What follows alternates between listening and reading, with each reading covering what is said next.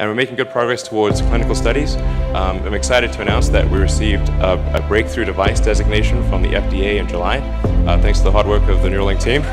US की food and drug administration FDA, जो by the way medicine और medical devices के क्लिनिकल ट्रायल्स का ऑथराइजेशन प्रोवाइड करती है, उसने रिसेंटली इलॉन मस्क के न्यूरालिंक N1 डिवाइस को एफडीए ब्रेक थ्रू डिवाइस का डेजिग्नेशन दे दिया। इन शॉर्ट इसका मतलब समझ रहे हो, अब ह्यूमन ट्रायल्स होना शुरू हो जाएंगे। और as Musk likes to put it, The neurons are like wiring, and you kind of need an electronic thing to solve an electronic problem. Quite a statement, right? Well, ये कैंडिडनेस देख रहे हो, इसीलिए ये झलक रही है क्योंकि इलॉन मस्क ने अपने Neuralink N1 device already pigs और रीसस मकाक्स, जो कि एक प्रजाति के बंदर है जो इंसानों से डीएनए वाइज सबसे ज्यादा करीब है, उस पर ऑलरेडी सक्सेसफुली टेस्ट कर लिया है। And by the end of this year 2022 he has plans to start human trials as well. He is like, एक बार अगर ये ह्यूमन ट्रायल सक्सेसफुली कंडक्ट हो गए तो patients can just easily walk into any hospital, एक surgical robot उनके दिमाग में न्यूरालिंक N1 को फिट करेगा, एंड देन महज 1 घंटे के फुल्ली ऑटोमेटेड सर्जरी के बाद, बिना किसी एनेस्थीसिया या बिना किसी पोस्ट सर्जिकल ब्लीडिंग के,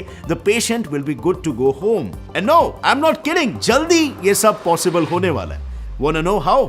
वेल, तो देखो, suppose you are moving a cursor on a computer screen. इस काम में मेनली आपके दिमाग में प्राइमरी मोटर कॉर्टेक्स या सिंपली M1 रीजन में इलेक्ट्रिकल एक्टिविटी देखी जाती है। अब ऐसे में लेट्स से आप किसी तरह एक स्मार्ट डिवाइस की मदद से इस इलेक्ट्रिकल एक्टिविटी का मतलब समझकर किसी और तक कन्वे कर पाते हो, तो that's it, you have a brain computer interface और BCI।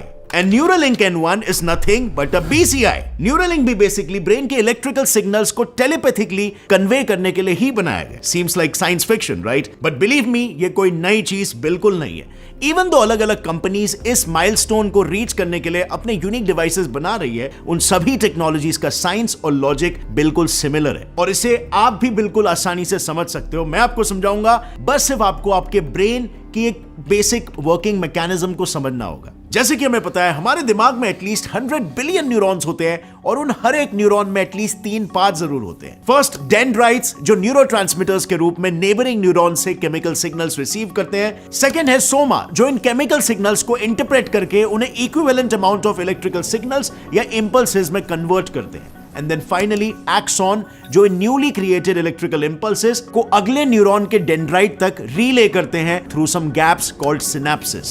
यानी यहां पर बस इतना समझ लो कि एक छोटे से छोटा काम करते वक्त भी दिमाग में ये सारा इलेक्ट्रोकेमिकल डांस हो रहा होता है। फर्क बस इतना होता है कि ड्यूरिंग अ पर्टिकुलर टास्क कुछ रीजन्स में कम होता है तो कुछ रीजन्स में ज्यादा एक्टिव होता है। अब इन सब के बीच में न्यूरालिंक पिक्चर में कहां पर फिट बैठता है? Well, being a brain computer interface, Neuralink basically इन्हीं इलेक्ट्रिकल पैटर्न्स को स्टडी करता है एंड देन कोई इंसान क्या सोच रहा है ये कंप्यूटर के थ्रू हमें समझाने की कोशिश करता है। अभी भी नहीं समझ में आया? वेल, अगर एक दूसरे नजरिए से इसे समझना है तो देखो, किसी इंसुलेटेड वायर से ट्रैवल करने के बावजूद भी उस वायर के आसपास उसमें से बहते करंट की इलेक्ट्रिक फील्ड डिटेक्ट की जा सकती है।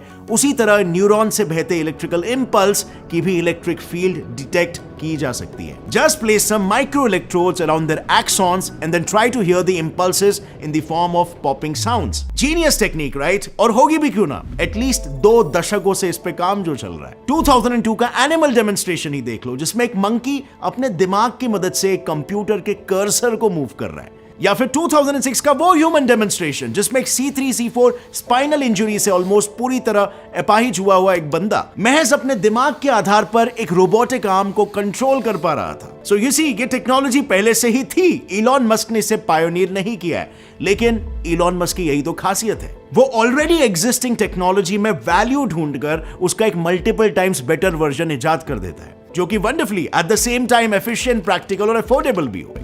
ऐसा नहीं है कि पहले किसी ने इलेक्ट्रिक व्हीकल्स बनाने की कोशिश नहीं की। पोर्शे के फाउंडर फर्डिनेंड पोर्श हो या फिर फोर्ड के फाउंडर हो हेनरी फोर्ड, या फिर इवन फर्दर खुद इलेक्ट्रिसिटी के फील्ड में रेवोल्यूशन लाने वाले थॉमस एडिसन, ये सब अर्ली 19th सेंचुरी से लेके लेट 20th सेंचुरी के बीच इलेक्ट्रिक कार्स बना चुके हैं। फर्क बस इतना था, इट वाज टेस्ला जिसने 2006 में एग्जिस्टिंग टेक्नोलॉजी के मेजर ड्रॉबैक्स को रेक्टिफाई करके पहली बार ऐसी इलेक्ट्रिक कार बनाई जो सिंगल चार्ज में 200 माइल्स यानी 320 किलोमीटर से ज्यादा का एवरेज दे सके। And not to forget, also with a faster charging speed. Now that's an achievement, right? And exactly इसी same principle पर Neuralink N1 भी बनाया गया है। Existing technology में multiple folds में improvement लाना और उसे practical और human consumable बनाना। Presently, neuroprosthetics के फील्ड में यूटा एरे और सिंक्रोन्स neuro EP have already reached the human trial stage. But सवाल अब यह है कि फिर भी लोग न्यूरालिंक N1 से आस लगाकर क्यों बैठे हुए हैं?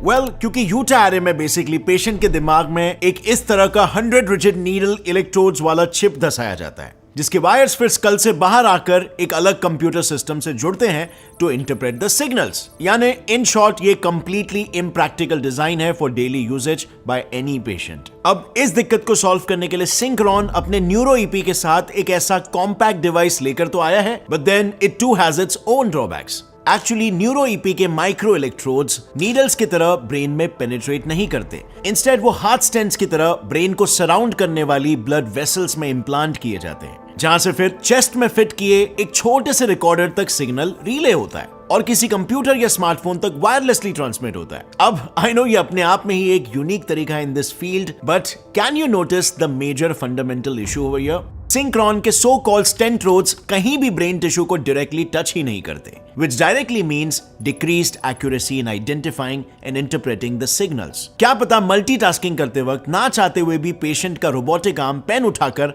बुक पर लिखने के बजाय बुक उठाकर पेन पर लिखने की कोशिश करने लग जाए। You never know। इसीलिए for greater accuracy you need your micro electrodes to be placed right beside the neurons, just like in Neuralink। Because Neuralink के केस में पहली बात तो उसके माइक्रो इलेक्ट्रोड्स काफी ज्यादा फ्लेक्सिबल है, देन सेकेंडली उसका ब्लूटूथ ट्रांसमीटर महज कॉइन साइज का होने की वजह से सीधा स्कल के अंदर ही समा जाता है, and finally the most important part is आपके ब्रेन में इसका पूरा इंस्टॉलेशन एक सर्जिकल रोबोट करता है without breaking even a single blood vessel in the process. यानी इट इज यूटा एरे जैसा एक्यूरेट भी और न्यूरा ईपी जैसा कॉम्पैक्ट भी, वो भी दोनों से ज्यादा इलेक्ट्रोड्स होने के बावजूद। बट एक सेकेंड, क्या सिर्फ इलेक्ट्रोड्स 5 से 10 गुना बढ़ाने से डिवाइस की एफिशिएंसी भी और इफेक्टिविटी भी 5 से 10 फोल्ड्स बढ़ जाती है? I mean how do you compare and prove that? क्योंकि जहां स्पेसएक्स या टेस्ला के प्रोडक्ट्स इंप्रूव करने पर दिमाग का इस्तेमाल होता है, न्यूरालिंक को इंप्रूव करने में दिमाग पर इस्तेमाल करने की जरूरत होती है। एंड इंसानों पर क्लिनिकल ट्रायल्स कंडक्ट करना is a whole different ball game altogether. I mean अगर हम न्यूरालिंक की ऑफिशियल साइट पर ही जाएं तो उन्होंने काफी क्लियरली ये मेंशन किया है दैट हेल्दी जानवरों पर क्लिनिकल ट्रायल्स कंडक्ट करने से पहले उन्होंने कैडेवर्स यानी कि डेड एनिमल्स और मौत के करीब पहुंच चुके टर्मिनल एनिमल्स पर ट्रायल्स कंडक्ट किए थे, ताकि डेड एनिमल्स की मदद से सर्जिकल प्रोसीजर और फिर टर्मिनल एनिमल्स की मदद से एक्चुअल डिवाइस दोनों इंप्रूव किया जा सके। बट देन न्यूरालिंक के साथ क्या हुआ? एनिमल क्रुएल्टी को लेकर एक अननेसेसरी कंट्रोवर्सी।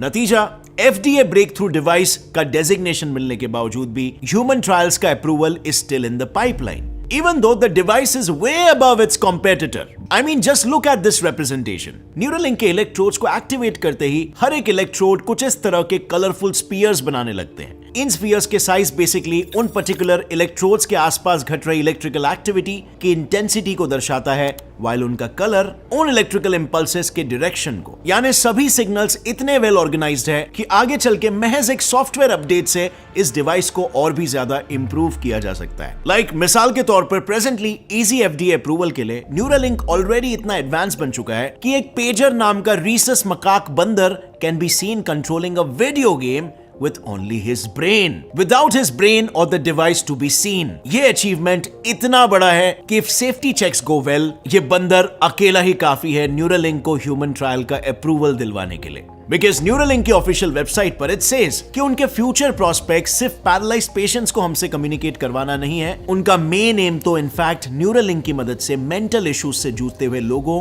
को पूरी तरह से क्योर करना है। For example, one of their main future goals is to also make a triggering mechanism जो न्यूरालिंक के जरिए ब्रेन के सिग्नल सुन के पैरालाइज्ड पेशेंट्स के हाथों पैरों में मौजूद मोटर न्यूरॉन्स को ट्रिगर कर सके। इनफैक्ट हमेशा से यही तो रही है मस्क की फिलॉसफी। SpaceX के senior executive and former NASA astronaut Garrett Reisman ने रिसेंटली एक पॉडकास्ट में यह रिवील किया था कि मस्क के लिए मेनली 2 ही फिलॉसफीज मायने रखती है। फर्स्ट तो ये है कि एवरीथिंग ही does should have a practical application, और दूसरी ये कि जो भी टेक वो बनाए that should have some role to play in creating a self sustaining colony on Mars. अब आप खुद सोच कर देखो, if you look at Musk all the major achievements so far, सारे डॉट्स कनेक्ट होने लगते हैं। Like tell me, मस्क ने SpaceX क्यों बनाया? obviously to create a cheap affordable mode of transport between Earth and Mars. But उसने फिर electric cars में ही क्यों इन्वेस्ट किया? सिंपल, बिकॉज मार्स पर फॉसिल फ्यूल्स तो मिलने के चांसेस बहुत ही कम है, but sun shines for both the planets. And finally third, Starlink आखिर क्यों बना रहा है वो एक satellite based internet system? Because again he knows कि मोबाइल टावर्स के बदले सैटेलाइट्स ज्यादा एफिशिएंट, प्रैक्टिकल और अफोर्डेबल होने वाले, you know, to provide a great coverage over larger areas. So अब ऐसे में व्हाट डू यू थिंक? क्या न्यूरोलिंक N1 को सिर्फ मेंटल इश्यूज से जूझ रहे पेशेंट्स को ठीक करने के लिए बनाया जा रहा है, या फिर मस्क के लिए न्यूरोलिंक स्टारलिंक का ही एक एक्सटेंशन प्रोजेक्ट है जिसकी मदद से लोग टेलीपैथिकली एक दूसरे से कम्युनिकेट कर सकते हैं, और ये मैकेनिज्म हमें मार्स में या ऐसे कोई अनस्टेबल ग्रह में जहां पर हम पैनिक होना अफोर्ड नहीं कर सकते या फिर ह्यूमंस वहां पे फाइट करना अफोर्ड नहीं कर सकते, तो ऐसी पॉसिबिलिटीज को काफी हद तक कम कर देगा. Because communication will become 1000 times more effective. At the same time, cooperation would drastically increase among the species. और ये एडवांटेज ह्यूमन बींग्स को किसी भी प्लैनेट में प्रोलिफरेट होने में बहुत ही ज्यादा मदद करेगा. सो है ना ये एक बहुत ही फ्यूचरिस्टिक स्टेप.